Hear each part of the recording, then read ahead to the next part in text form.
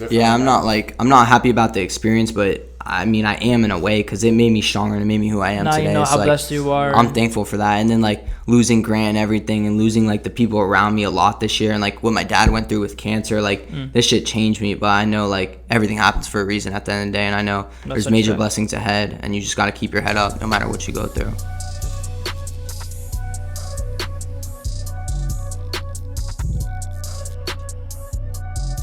Welcome back to On The Set, guys. Thank you for listening, watching, viewing, and subscribing. If you haven't already, hit that subscribe button. I say this literally every time, dude. Dude, you're killing it every single time. Bro, I'm so used to saying it. Okay, you literally said that last podcast. I'm getting deja vu. Okay, so basically, we're back in the studio right now. We're having a great old time with my lovely co-host, Ashcard. I'm sorry, Mark. It's going to be a long podcast. Oh, that was my keys. Yo, what the fuck, bro? Oh, just put it down. All right. So, yeah, long story short, we have Hunter Lucia on, my little brother, and then we have Jason benhardus on, UCF commit, men's basketball player. What? For real? Yeah. Hell no, bro. You lying. Wait, UCF commit? Bro, tell me about that. Yeah. So, I'm a walk-on. So, oh, shoot. Yeah, I'm a walk-on for the team. You know me and my boy, CJ Walker. That's my boy. Shout out to him. If you didn't know, look at him on Instagram. Gotcha. But yeah, me and him been texting. He's trying to give me some workouts in. Sweet, bro. Wait, what? Like, you just graduated? Yeah, I just graduated. I'm a freshman now. Good for you, bro. Yeah, you're like 10 times better than Dylan. Yeah, I'm proud of you, Jason. I appreciate it, little bro. Dang. Okay, so is the word red shirt, is that for all sports or just football? That's for all sports. You can do it however you want. Okay, cool. But what red shirt is like? What, when you walk on or when you just? That's, all right. So red shirt basically means that like if the coach decides to hold you back a year, so you can't play that year. So say that you're not going to be a true freshman, but he'll redshirt me, so I'll be a redshirt freshman. That means that I'm a freshman again. So when I play again, I'll be just a freshman. Got you. It's basically a free year. Right. Yeah. Sweet. Your computer acting up there. Sheesh. Just open Lenovo. Okay, bro. That's awesome, bro. I had no clue. I actually have no clue any of these guys are. So it's like people always. Dylan said it yesterday that people think like we plan stuff. We just come in and sit and talk. And Bro, literally yesterday's podcast was incredible. Yeah, I can't wait until it drops. That's gonna be before this one that we're gonna drop. It was with Dylan. I literally we had segments and other stuff planned and we didn't do any of them. We just came in, talked, had a great conversation, and yeah, bro. If you haven't already seen that, watch that one. If you haven't seen it already, that one's gonna be a banger. So is this one. They all are. For sure. Oh yeah. This is Hunter's second time? It's my first. Oh, yeah, congratulations, Hunter. man. That's lit. You guys doing the initiations? Yeah. We gotta drink something now. Okay, scratch say that. we're Hey, doing Jerry, cut that out. A little too young for that. Shoot, wait, how old are you? You're 18, I'm guessing? Yeah, I'm 18, yeah. 17. I just turned 17 2 months ago. Got you. Okay, got you. All right, sweet. Well, Dylan, you got something in mind, or I can say something? I mean, we could start with whatever, really. You've been going through a lot of issues this past year. Yeah. Health issues. Oh, so you want to get right into it? Yeah. I just came back and Yeah. I know Dylan and I talk about you all the time. Yeah. Do you mind sharing what happened? Nah, I'll share it all. Alright, so I had a ruptured appendix and I was in the hospital for 11 nights. And you want me to go step by step? Yeah. I can sure. go through it all. Alright, so the first day, well actually we started here for 3 days. My parents didn't know what was going on because I have stomach problems. So they didn't know. So that happened, and then we just kept going on, and then I just got so sick. I wasn't eating. I was throwing up green, which is I think it's called bile. That's what it was. So I wasn't eating, and then I finally went to the hospital after 3-4 days. I couldn't move. I wasn't doing anything, and so I got in the hospital, and then the lady wanted to send me home. She gave me a shot to help my pain, and it went from a 10 to a 6, and that's not normal. She's supposed to go from a 10 to a 0, right? And it didn't. And so she was she wanted to send me home still. My mom was no, because my mom's she works in the medical field and everything, so she knew.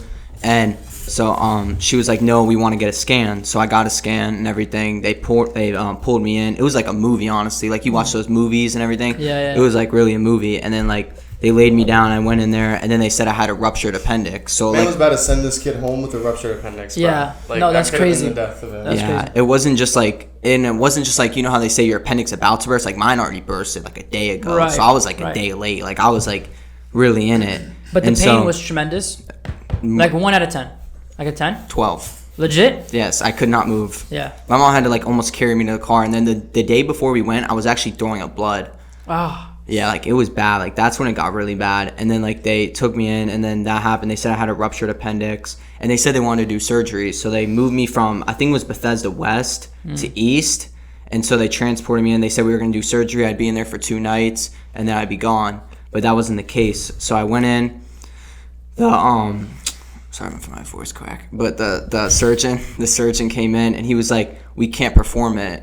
And he's been doing this for like 30, 40 years, so he like knew. He was like a good surgeon. He said we can't do it. My parents like, what do you mean? Why can't we get it out? He said it's too dangerous. It has like a 40% chance of spraying to his body and taking over his organs, so he could die. Yeah. And so I was just sitting there, I didn't know, like, honestly, like, I just like, I mean, I could have lost my life or whatever, but I just like, I was fine, man. Like, at the end of the day, I was living my life, so it is what it is.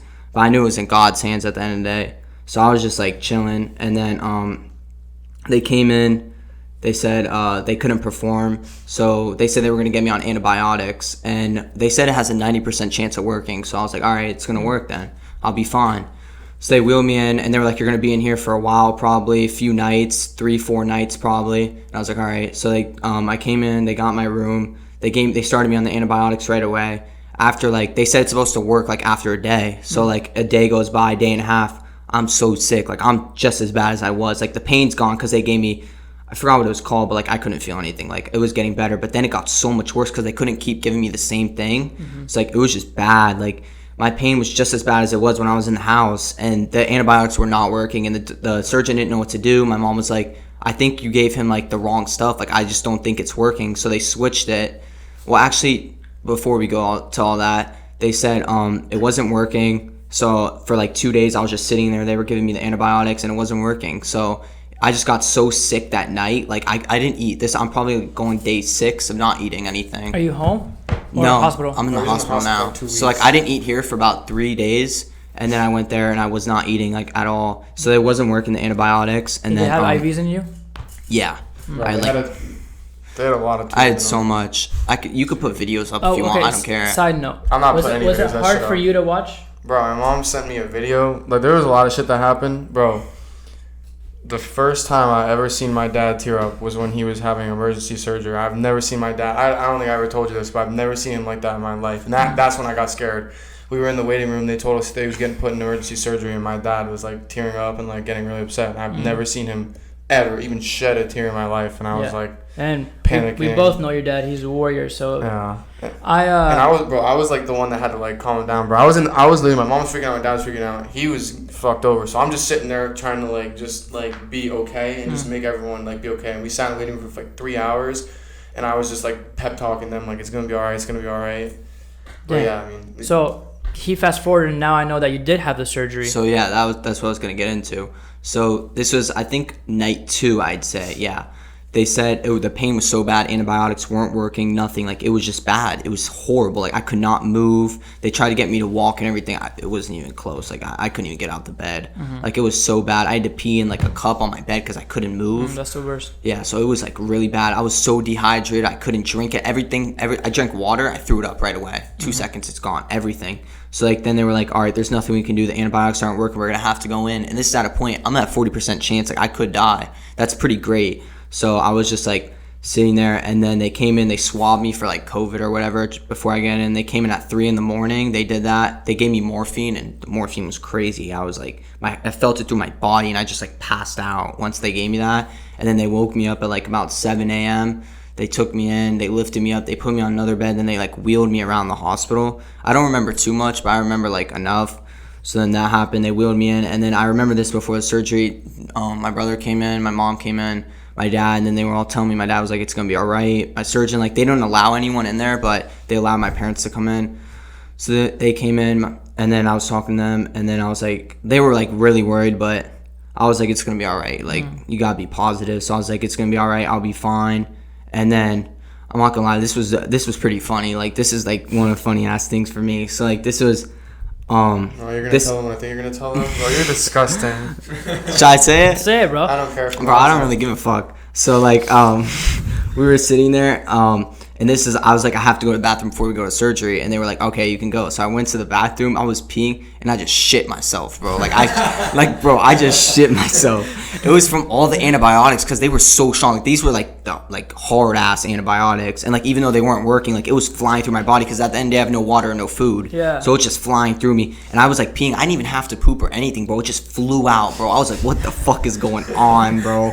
Like, You didn't wait. How long did you not eat for again? It was like a week, right? 8 days. Fucking ridiculous. Yo, so here's my question. When you heard that you have to do a surgery, and it's a big surgery, were you scared to do it, or were you relieved this could help me? I was scared, bro. You were Because I'm scared? not gonna lie, bro. I'd never been put under before, so I was like hella scared. But like, Yeah, all the stories that I tell them about it probably didn't help either. yeah. And the funny thing is that when we were talking about that, like, we were talking about what going under is like 3 days before it all started. Yeah. Which is crazy, bro. Because I went under. I went under Yeah. right before he went into surgery. I had a procedure done. Yeah. And I was fine, dude. Like, going under is not that bad. It's just when you're young, like when it's your first time, because they give you a lot. Because they don't know how much like is regular for you, just because everyone's different. Right. So for me, they gave me way too much my first time, and I couldn't wake up. Like, they were forcing me up and shit, and I woke up and I couldn't open my eyes for 30 minutes, so I thought I was dead or blind. I don't really remember, but I was so fucking high. And it was a terrible experience. But Yeah, it's the worst. And yeah, bro. I remember when it was all happening. Your family was worried sick. So Yeah, bro. So like, that happened. I came into surgery. They said it usually takes like an hour and 15 minutes, but mine took 3 hours. Jeez, so like, bro. it was bad. And then he opened me up. He was like still kind of questioning, because like, to see if it spread. And I got lucky. Like, thank God, man. Because like, without him, I wouldn't be where I am. Like, I'm just gonna say that right now. So like, he saved me, and then I was fine. He I actually wasn't fine, but like, I was better. So he got it out. Took out my appendix. And then it took like 3 hours, because they had to go around like all the infection and stuff. I don't even know what they were doing in there. They put a catheter in me, everything, bro. Oh, Like, for real? yeah. So like, that was that after the surgery. And then like my mom, they tried to give me the same antibiotics. My mom was like, no, like, what are you doing? And then like, my mom told them like what antibiotics to give me. They switched it up. My mom was right. Like, my mom literally saved me, bro. Yeah, Like, bro, I can't your thank mom's her a hero, enough. bro. Like, she saved me. And then they switched my antibiotics. They started working. They gave me a PICC line like right after the surgery. I think it was the next day. Nah, probably not even the next day. A few hours after. Your ass too. We'll get there. So they Yeah, so we'll get there. So they took me in. They gave me lidocaine for like my PICC line. It didn't hurt that bad. I mean, they put it like, I still have some scars right here, but they like take it, they put it through your vein, and it goes all the way up to like right here, so you receive the medication. And I had one right here, one right here. It was bad, but like, so then they started feeding me the medication. I was getting better, but I wasn't like there. Like, it just wasn't like, I just wasn't there. Like, it was getting better. I started to walk again. I had to learn how to walk again, stand straight up. Like, we could put the videos up on the screen if you want. Like, I don't care. I'm probably not gonna. I literally deleted most of them. The ones that mom sent No, me. I have all of them.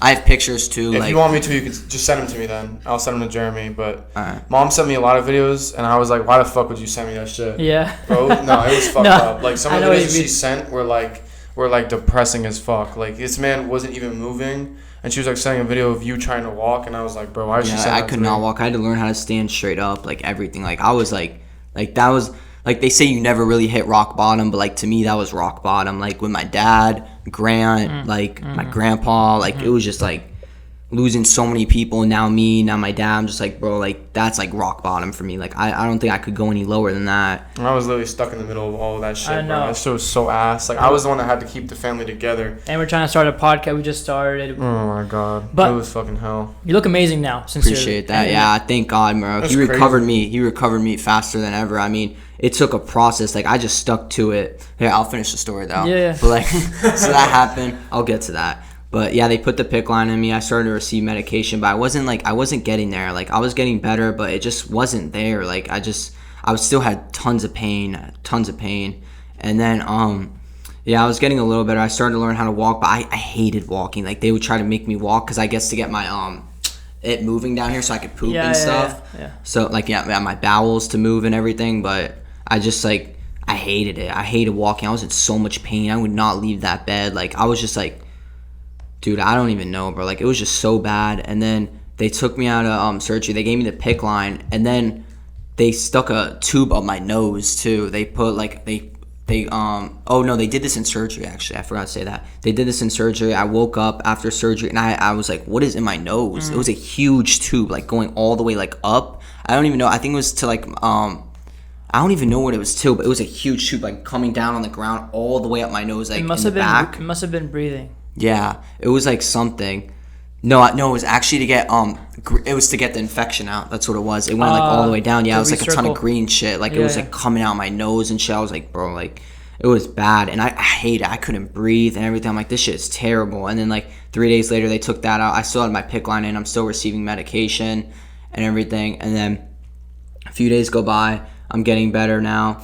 The antibiotics are working, and then I'm like, all right, maybe I should be able to go home. You know, like I think I'm a night like 7, 8, and I was like, I think I'm gonna be able to go home. And then they were like, before you go, we have to do another scan. So I'm like, all right, we'll do another scan.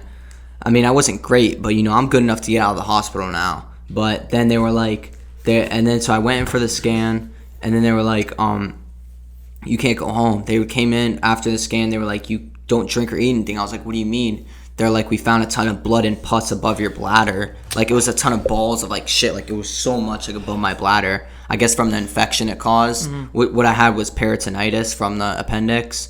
So yeah, it was just a ton of that. And then I was like, so what do I do now? Then after the scan, they brought me in my room. They told me all that. Then they took me in for another procedure. So this is I had a surgery, I had a PICC line procedure, and now I have another procedure right here. They take me in, they put a huge wire and tube up like right here in my cheek. Like I still have the scars from it. They put it up there, and it wraps all the way around. It's like right above my bladder. Yeah. And there was a bag hanging out, and it would just drain blood and pus each and every day. But when I tell you, like that pain was crazy. Because they asked me if you wanted pain medicine, I was like, no, I don't want anything. Because like I was just so sick of being on drugs. Like it was the whole time morphine, Toradol. I was on so much shit. I was like, bro, the antibiotics. I was like, I don't want to be on shit anymore. Like I just don't. Like I don't want fucking pain medicine. And it's like, are you sure? She's like, no one really goes without pain medicine here. I was like, I don't care. I don't want it. And then so she's like, all right. So she came in. They laid me down. They laid me down on my stomach, which is what I had the surgery on, because it fucking hurt when they turned me over and they did that shit. I was like, fuck, this shit hurts. And then so they like put it right here in my butt cheek. They smashed a wire in, and it wrapped all the way around. That shit hurts so bad. And so now I have 2 IVs. I finally got the tube out, so I have 2 IVs, and I have a freaking tube hanging and wire with draining the blood and pus. So that was that. And then I went back, and then yeah, 3 more nights I was in there for 11 nights. I finally was like getting better. They sent me home with we had to beg to be sent home. They wanted to keep me in there for like another week, bro. And I was like, I'm not staying in here. Like, I don't think I'll live, bro. Like, it was just bad. I was like, I can't be in here anymore, because I didn't see sun, bro. Like, for like 11 nights, I didn't see nothing, bro. I did not leave that hallway for 11 nights unless it was for a procedure or surgery. Right. I could not leave. And so, yeah, they finally sent me home. I had a home nurse come in here feeding. I still had the PICC line. I still had the tube in my butt. So they were feeding me nutrients too around like after the surgery. They started feeding me nutrients for some food. I couldn't eat anything, but then I started to eat and everything, so which was good enough to get me out of there. So I got out, and I still had the PICC line in the tube, and I had a home nurse keep coming in. She was bringing me like all these different types of antibiotics. She'd come in like twice a day, and then she taught me how to do it myself, and then for my parents to do it. And so I was on home antibiotics for about 2-3 weeks. And then after like week 1, I was like learning to walk again here, like better. I had to like learn how to stand straight up. So I was just like, all I could do here was just walk around, like just walk in my backyard and just pray, honestly. Like I couldn't leave the house. And this was during spring break too. This was like, it was at the end of, end of a quarter. So it was like last week of 1 quarter, and then the whole spring break, I was in the hospital basically. So like I got out, and then I was just learning how to walk around, and then it got better. So I went in there. They took the tube. They were like, you can get the tube out your butt, because we drained most of the blood and pus. That's as good as it's gonna get. So I was like, okay. Went to West Boca. My surgeon that did my surgery, he did it for me, and He was like, it's not gonna hurt, it's just gonna be a pinch. When I tell you, this was the most pain ever. This was just as bad as my appendix. Yeah. He was like, it's just gonna be a pinch, you don't need anything. I was like, all right. He ripped it out. Mind you, this is a huge wire like going throughout my body. I felt it in my whole body. I couldn't move, and he starts yelling, it's stuck, it's stuck, it's stuck. I'm like, bro, what the fuck? I'm halfway through it, bro. This shit's stuck, bro. He starts yanking it out.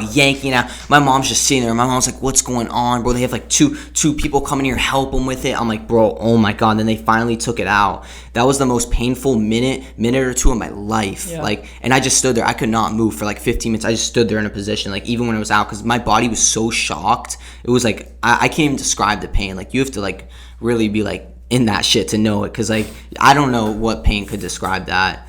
So then I finally got that out, and I was still on antibiotics for a week or two, and then after that they took the PICC line out, and then I was good.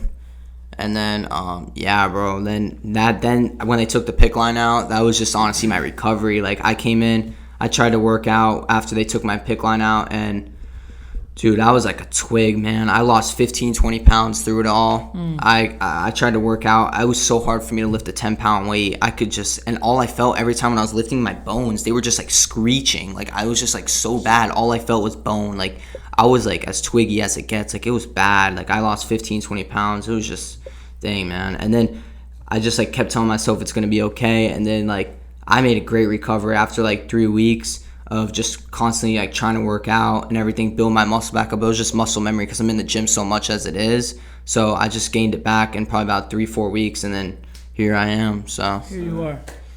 yeah. Round of applause. No, it's life. Yeah. Well, thanks for sharing all that. But Yeah. it's life changing. Like, Yeah, definitely. Even just your parents having to learn new stuff and all that. Everything's different. Yeah, I'm not happy about the experience, but I mean, I am in a way, because it made me stronger and it made me who I am Now today. you know So, how like, blessed you are. I'm thankful for that. And then like losing Grant and everything, and losing like the people around me a lot this year, and like what my dad went through with cancer, like this shit changed me. But I know like everything happens for a reason at the end of the day, and I know there's such major fact. blessings ahead, and you just got to keep your head up no matter what you go through. That's facts, So. bro. That's facts. And you're 17. Yeah. What a story. What a Yeah, story I for don't know life, many man. people that go through that shit all in 6 months. Yeah. At 17 years old. Yeah. So Not crazy. I gained all the weight back, and even more. And now we're getting ready to play ball for school. So Yes, sir. Looking boy. good, bro. Looking junior good. year's coming up. Looking forward to it. Yes, so. sir. You From gonna rock kill bottom it? to the You top. gonna Come on. kill it? He said, "Come on." Yeah. Dang, man. What a story. I didn't even know it was that long. Like, no, like it was good they said it that long. It just, Yeah. I had no clue. It was so much detail. Yeah, there was a lot, because everyone thought it was just one surgery, but it wasn't. I do procedure after procedure after failures bro, too. if you go back when you're like describing stuff, it's so funny. I'm in the medical field, but like, I'm cringing up, or like that. Yeah. I have pain hearing it.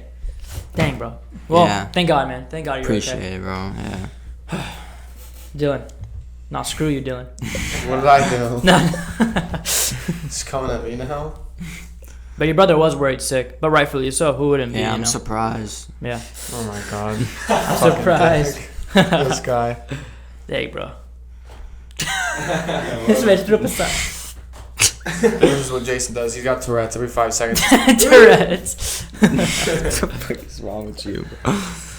We were just talking about it in the last podcast, but did you guys listen to? This is wow. I'm really just jumping from that to like. It's I know. Like, how do you bounce from that? I But that's- know, right? that was a good No, one. but I want to say something like the audience. Yeah. Like, no matter what you go through, you got to keep your head up. Like, no matter what it is that you face in life, you got to just keep going. Because there's many people that go through what you're going through or worse, and they just keep going. You got to keep going. Because if you don't, you got to believe in yourself. And that's just at the end of the day, you just got to keep pushing. Everything happens for a reason.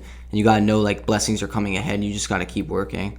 Dang. That's it. Bro, that's powerful. You know, bro, That's another reason emotional. I got this tattoo on my chest is faith over fear, because at the end of the day, that's all I preach is faith over fear. You got to have the faith. I love how our whole family's getting addicted to tattoos. Like I started with my first one like 8 months ago, and they fucking hated it. Yeah. And then it's like 6 months later, and they're like, "We should get a family tattoo." And I was like, Which is lit, by the way. I like Yeah. it. "Okay." I mean- we all got that, and well, actually, no, I got this one before that, and then we got the family tattoo, and then now I'm going back in again. in Yeah, 2 that months. means a lot though, the family tattoo, because after what we've been through as a family, it's Yeah. honestly like, Bro, your great family's went that through we're hell. here. Like, Yeah, I don't bro. mean to say it like that, but it's Yeah, true. I know. No, That's I know what this you're this saying. means. God is greater than the highs and lows. Yeah. No, bro, you know what I love about this podcast? Like, we are just normal people. We're not that much known yet and stuff. And I love that everybody that comes on has a powerful story, whether you're a father at 20, whether you're broke and you came back, sure. whether you're 17, you have medical issues, and it's like it comes to show that everyone around you is seriously struggling with something. You just don't see it. People, you just gotta smile through it all. And right. I mean, that's how I dealt with it. Honestly, like people wouldn't know. Like I'm gonna be honest. I never cry. Like I don't cry over shit. Like I just like stay strong through it. But bro, I was shedding tears, bro. When I came back, like not in the hospital, I was staying strong in front of my mom, man. I was trying not to cry because she was already like all 11 nights. She was there with me, man. Like she was in that room with me and everything. I was just trying not to cry because I didn't want to see that. But like when I came back and I was just like taking all that medicine, I was just looking like I wasn't at the hospital anymore. I was just in my room and it was at like 1 a.m. bro. And I was just looking like, dude, this is rock bottom. I'm just like, look where I am, bro. Like I looked next to me, all like inhalers for like my oxygen if I need it, all medicines just lined up, antibiotics. I'm just like looking at myself. I'm like, bro, like what the fuck is happening, bro? I just let that shit out, bro, and then just move on, bro. I have like a really deep question, then like we can end on this. Yeah. Did you think of death in a way of like, you know what, if I die, then I die. Like I just don't want to be in the pain anymore. Or did you worry, like, not worried about death? Did you fear death during this stuff? Honestly, all right, keep going. No, yeah. Honestly, I mean, I feared death, but I knew at the end of the day, like, I didn't want to die, obviously. You know, I'm young. I wanted to live my life, obviously. But I was just like, it's in God's hands. Whatever it's going to be is going to be. And I was just like, it is what it is at the end of the day. For sure. Dang, bro. Well, amazing story. Thanks for sharing, for real. I know it's not like our usual podcast, but it's an impacting story. Can we do a little Bean Boozled? No, we got the next guest coming on in literally 10 minutes, and then we have 2 more after that. Ain't got no time for that. So Jason literally came from moral support. The best speaker we had on our podcast yet. We've had him on twice already too. That video's gonna be there before this one, but we'll have you on again. I'm sure you'll be back down here again because you can't. You know, I'll get more stories. So. Bro, yeah. You guys tell us about one experience at UCF. Clubs. You're a party animal.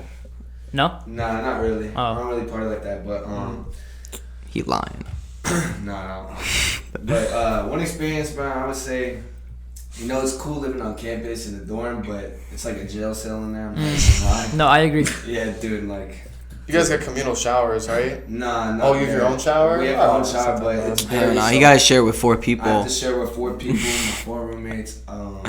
I have to wear shoes in the shower because I don't know what bacteria is in that shower. Shoes and sandals. Like I wear my Crocs. This man said I'm not getting an STD. Yeah, man. I don't know what's on that floor, man. The food there is terrible, man. I'm dying over there. Man. No, that's facts, but food's bad. I dorm too. I feel everything you just said. FAU's food was bad? I go FAU Jupiter, yeah. It's bad, the food? Yeah. What? Food sucks. It's terrible, I can't wait to, get the 5-star food with, the athletes. So this man. I'm an athlete. I don't even get the 5-star food. We all get the same food as everyone else. He's so disappointed. It's different, but it's terrible there. But other than that, like I have to do my own laundry, and there's lint everywhere. Yeah, it's crazy there. Man. Wow, he has to do his own laundry. Nah, it's horrible. Yeah, it sucks, but yeah. Other than that, but I mean the rest of it's easy. Class. I don't really go to class. I kind of just do everything online, and then I go play basketball like every day. I go work out, and then I just do it on a regular basis on my own time. Good for you, bro. How long have you been playing basketball? Like taking it seriously, or like my whole life. Whole life. Oh, whole life. I'd say I've been playing since I was like 8, but taking it seriously, I would say junior year. High school? Yeah. Dang.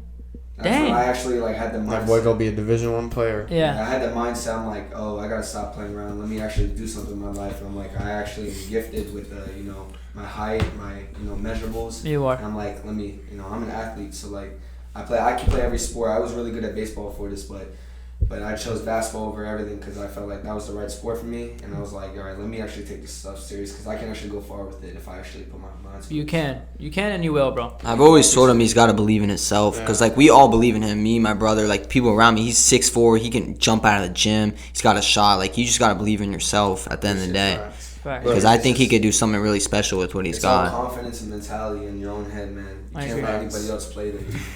I agree. That's why Kobe was so different. But yeah, I mean, this was great. We're going to have you on again, obviously, when you get back from UCF. Just let me know. Hopefully, I'll slide down to the studio from Miami. But yeah, I mean, this was great. Hunter, thanks for telling your story. Yeah, Hunter. This is a different podcast, but I liked it. It's like... Pleasure having you guys on. We got a duo in here, I'm saying? Yeah, We'll have you guys yeah. on Have you had again. that before? Have you had to do it? We have once, we never posted it, so we have this one. Well, there you go. We're gonna post this one next You're the up. first.